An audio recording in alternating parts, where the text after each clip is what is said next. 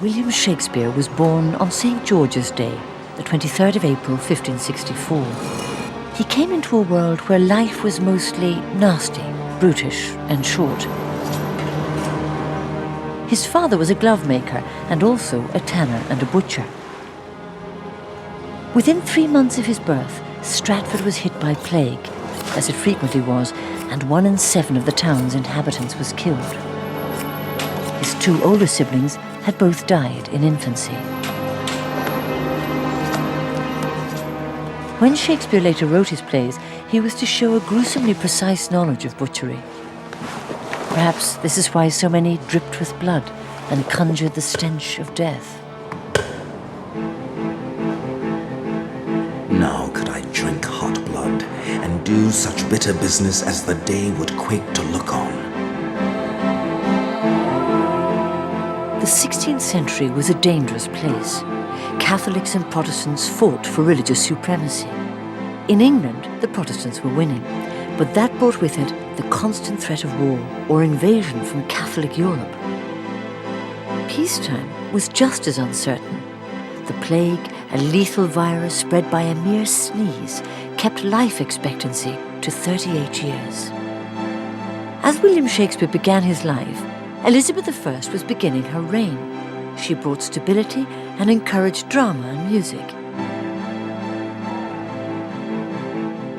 We know that one of the most famous troops in the country, the Queen's Men, visited Stratford at this time. They had just lost one of their actors. Perhaps teenage William stepped into his shoes. Perhaps. Who knows? But somewhere along the line, he did develop skills as an actor.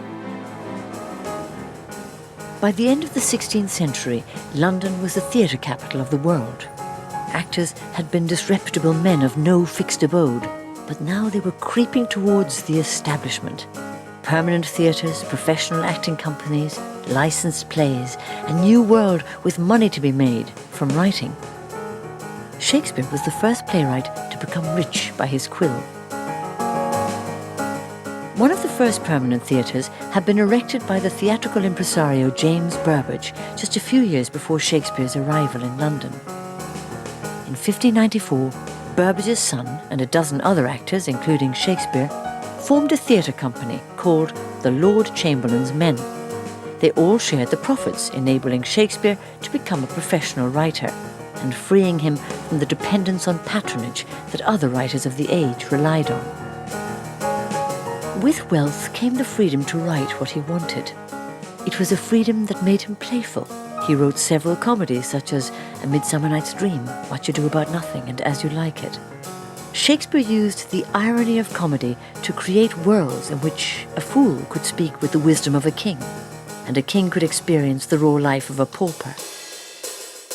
Turning the world upside down was something he always loved to do, even in his history plays. It was a way of making everyone equal and giving everyone a voice.